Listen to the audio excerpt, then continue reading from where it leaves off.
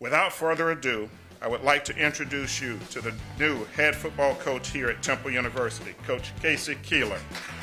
A new era for Temple football. Casey Keeler is in town to take over a program in desperate need of a makeover. We'll hear from the new man in town coming up. And I'm Emily Dino-Terrace, live from the Wells Fargo Center.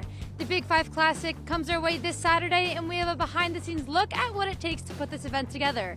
The final fall edition of OwlSports Update is live, and it starts right now.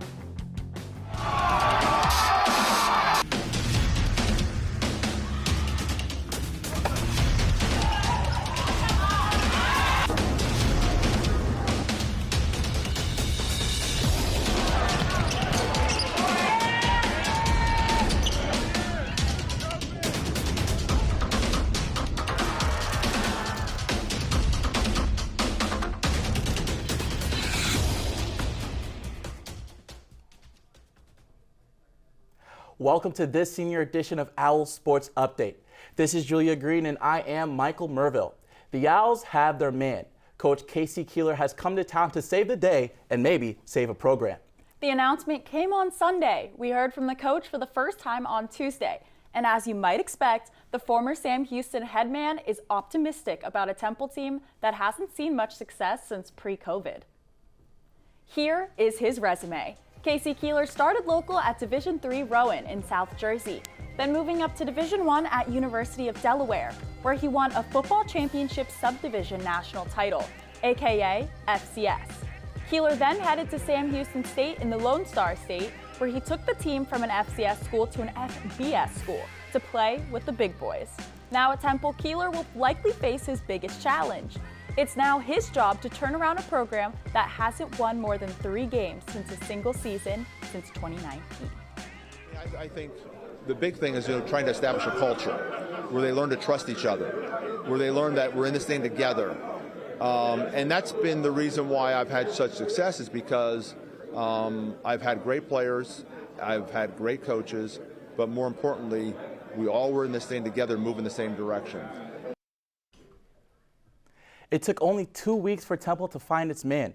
So we're bringing in our man to talk about the move. Inside the Nest host and class of 24 grad, Hayden Bendel is in the house. Yes, thank you guys. Thanks for having me. Thanks for the intro, Michael. No problem at all.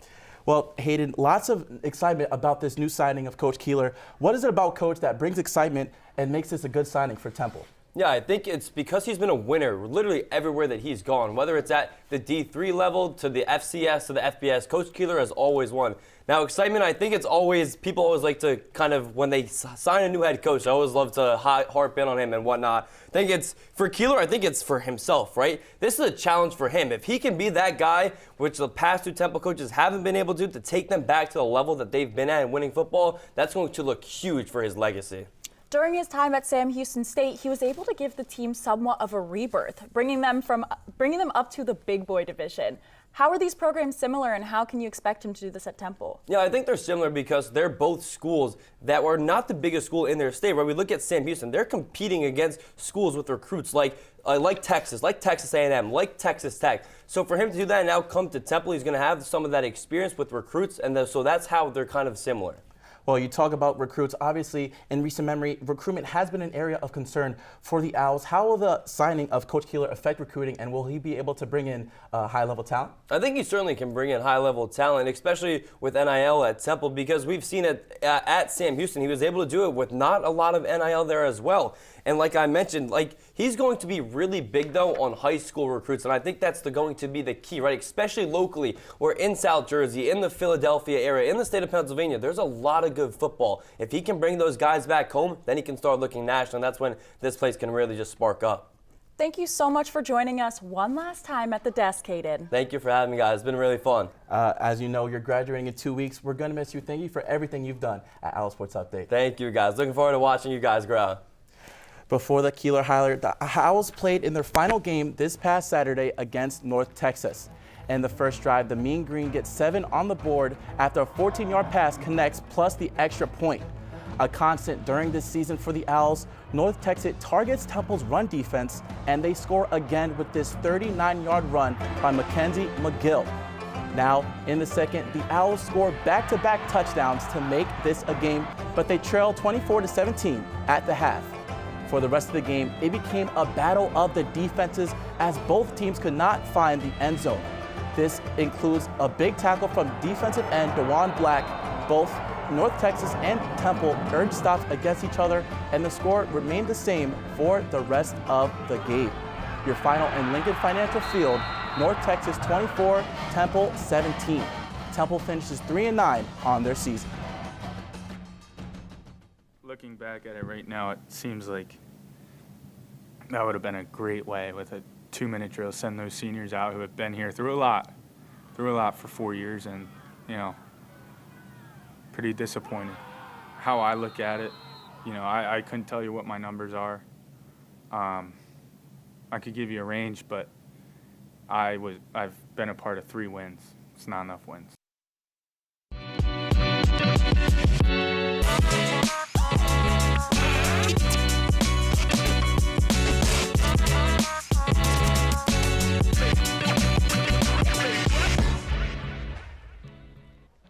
According to multiple reports, former Temple Owl Hyzer Miller is under federal investigation for his involvement in alleged point shaving. During last season, a game versus UAB, officials flagged Temple for unusual betting activity. Miller entered the transfer portal following the season, landing at Virginia Tech, but the Hokies released him due to circumstances prior to his enrollment down in Blacksburg. An important matchup with Big 5 Classic implications in this one against LaSalle. The Explorers started the game hot, including a 3 at the top of the key from Demetrius Liley and a dish from Liley to Deshaun Shepard, who finishes with the slam. Now, midway through the first, the true freshman Babatunde Duradola muscles in for the layup. The Owls tried to keep the game within reach, and Quante Berry scores 2 of his 18 on the night, a season high. Now LaSalle brought the pressure all night, grabbing 12 steals, including this one, which leads to the one-handed slam for the Explorers.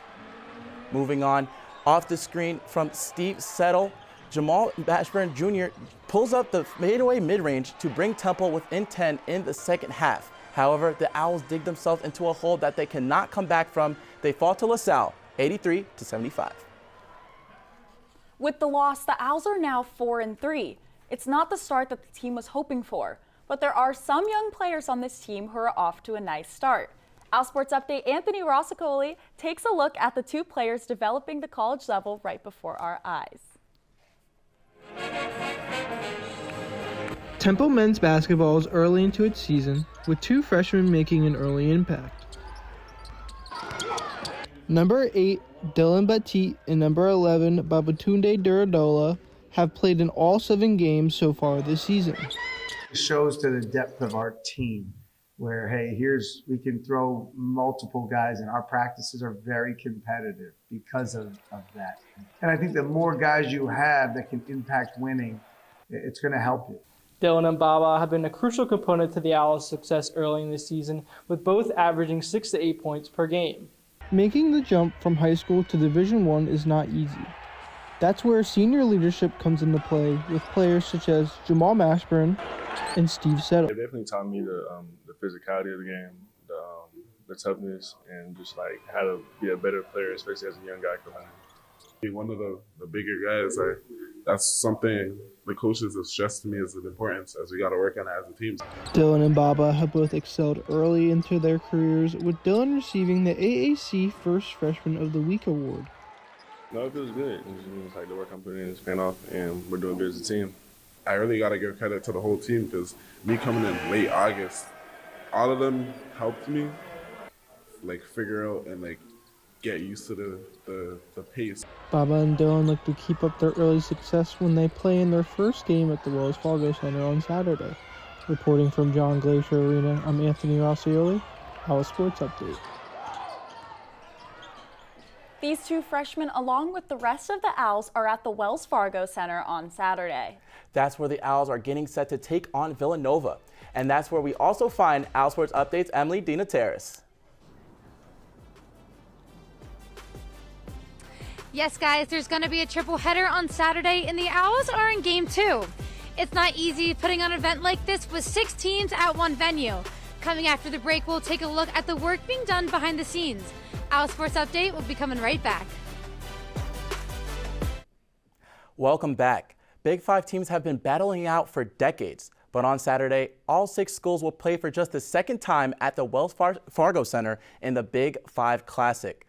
We now toss it over to OwlSports Update's Emily Dinateris live in South Philly to tell us how this day actually comes together. Hey, Emily. Hi guys. The Big Five Classic will include 3 games between the 6 programs, once again in a one-day triple header, starting at 2 p.m. And while the tournament only lasts 1 full day, it takes months of planning to put this event together. It's the one day of the year where anyone and everyone who loves college basketball in Philadelphia can come to the same place at the same time. When you combine our organization with the 6 universities, you have 7 really large, powerful organizations working together to sell tickets, to grow awareness, to reconnect with alumni, to get the student bodies excited. And so that's kind of my role, is to kind of be that central figure in helping the Big Five grow. Saturday is the Big Five Classic triple header at the Wells Fargo Center, and Michael Solkis has been working on this event for months. He oversees building operations, marketing, PR, hospitality, ticketing, and more for the event that includes all 6 Division I teams in Philadelphia. One of the most famous ones, Temple St. Joe's double overtime at the Palestra in 2002, when Lynn Greer hit a couple amazing shots, and it was one of the most amazing live event experiences of my life. Blake Malcolm is also on the team. He's the vice president of events and oversees all arena operations and event day logistics. He manages all 6 schools and their needs throughout the lead up to and day of the event. It takes a while. This is really a year-long process and planning. The Wells Fargo Center hosts more than 200 events each year. So the same floor that can host the Flyers, Sixers, or even concerts can also be formed to host one of the most storied traditions in Philly college basketball. Temple's loss against LaSalle last Saturday puts them in Game 2 now against Villanova for the Big Five Classic. There is no title on the line for Temple, but there is always bragging rights no matter who the Owls play, and that's what makes this triple header so special.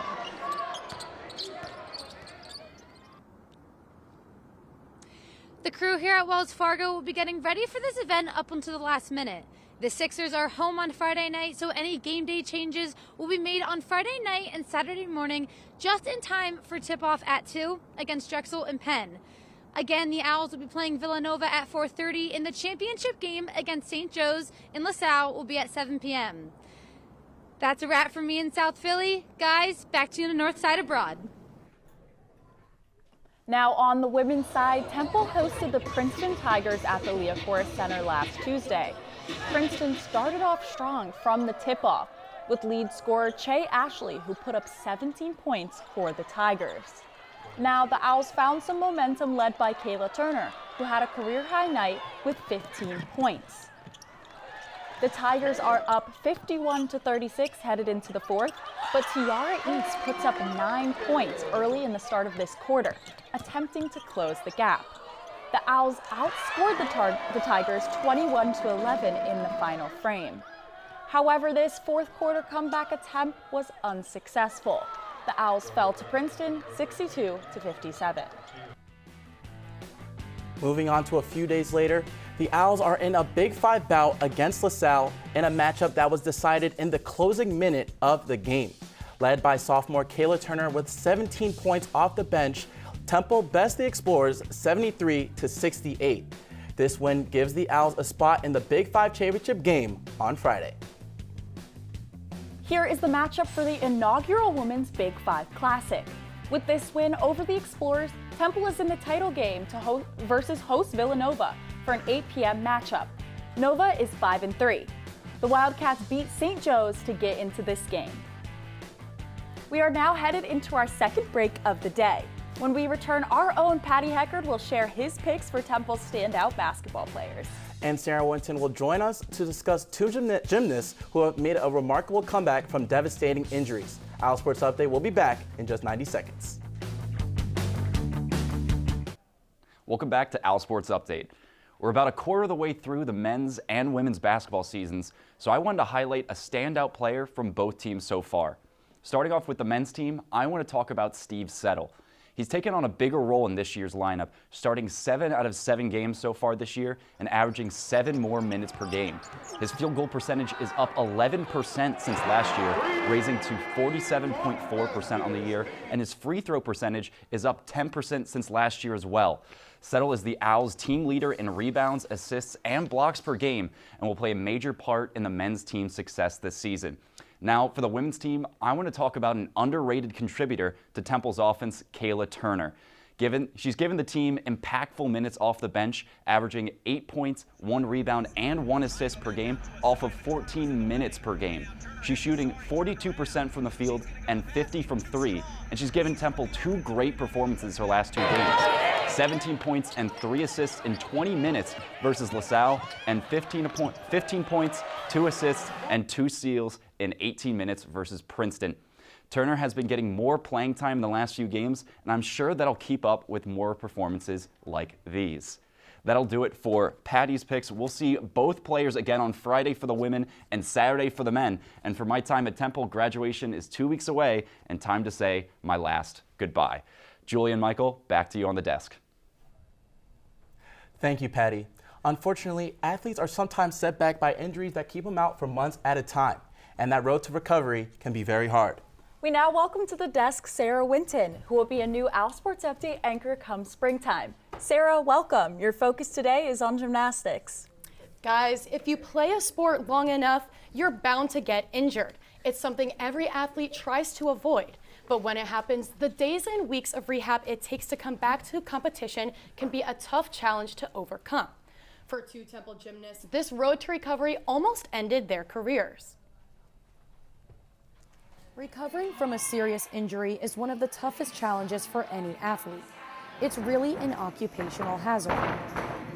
Junior Reese DeHaan tore her Achilles over 2 years ago, and it threatened to end her gymnastics career. But DeHaan chose to fight her way back.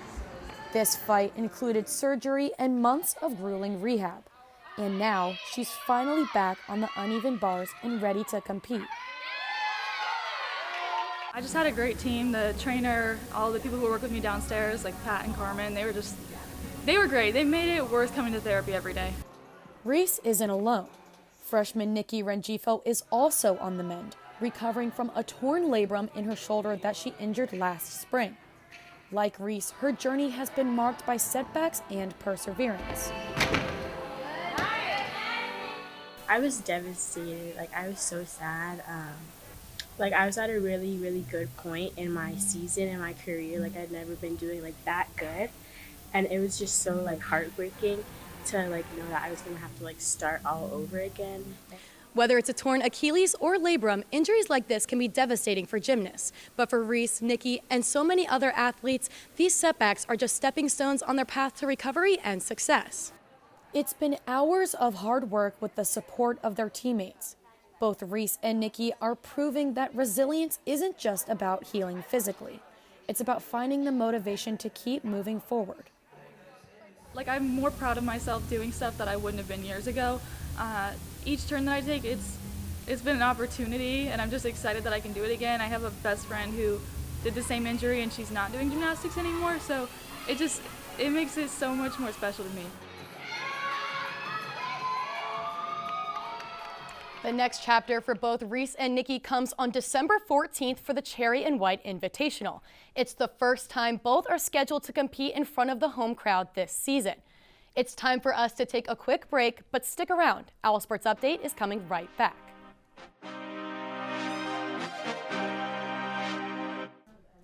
Welcome back. Student athletes are challenged with balancing the weight of sports with their academics. The Resnick Academic Support Center provides aid for Owls who must deal with this demanding schedule. Student athletes at Temple have a daily to-do list that doesn't often seem possible in any 24-hour day. Athletics, classes, and homework. That's where the Resnick Academic Support Center comes into play. we are tasked with supporting the academic success of the student athletes at Temple University. The Resnick Center is here at Pearson Hall, and it provides student athletes such as gymnast Gabby Linden help in navigating their academics as part of a demanding schedule.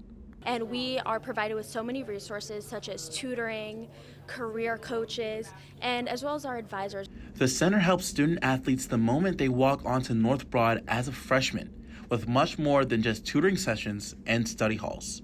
In addition to them being introduced to public safety and to our career center, again, making them aware of the resources that Temple has to offer, not just through the Resnick Center. All work done here by both advisors and athletes at the Resnick Center has paid off, as Temple Athletics recently scored a high mark of 93% in NCAA graduation success rates. Student athletes work hand in hand with advisors in the center to pick the right classes that fit within their busy schedules. It's huge to note that the students earn this success, and we're there to support them throughout it, but they're really the ones putting the hard work in. According to the NCAA, Division I student athletes spend 33 hours per week on their individual sport. So, by helping bridge the gap between athletics and academics, the Resnick Center aims to create well-rounded student athletes prepared for success once their final season is over.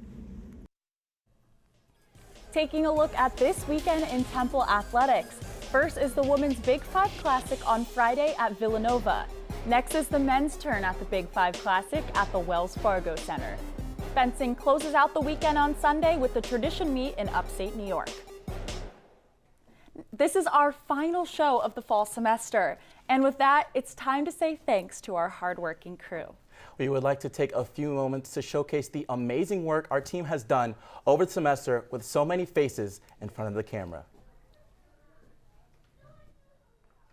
Hello and welcome to this edition of Owl Sports Update. This is Julia Green and I am Michael Mirville. The success of a team always starts at practice.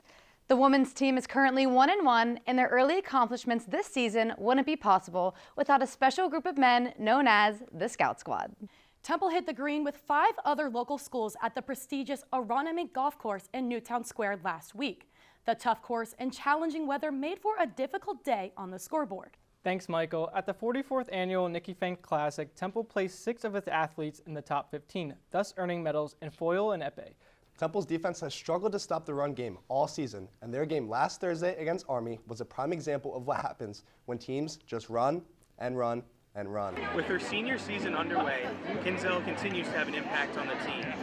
Thanks, Michael. After a tough weekend on the field, Temple's football team is looking for a fresh start as they gear up for their last stretch of their season. Temple fans have been with Taylor Davenport since the beginning of her journey, from unranked seasons to record-setting success. Thank you, Michael. If you believe the coaches around the AAC, Temple has one of the best players in the conference. Yes, the Owls are back in action at home Monday with a doubleheader at the Liacouras Center. The men's team suits up for their season opener against Sacred Heart. Hi there. Yes, Temple will play 13 non-conference games before getting into conference play just after the new year. Thank you so much to Terry T for all the hard work that you've done this semester. Thank you to all the producers, Riley Trotteroff, Emily Cordy, and Kylie Habistro. Special thank you to our executive producer and professor, Matt Fine, for making all of this happen. #TrustTheFine. And I would like to give one more personal thank you to my wonderful co-anchor, Julia Green. It has been an honor sharing the desk with you this semester. Michael, it's been a pleasure. Next semester, I'm off campus with study abroad. Michael will be back on Tuesdays hosting Courts in Session. From all of us in TV Studio 3, thank you for joining us this semester and stay warm this winter break. Ciao.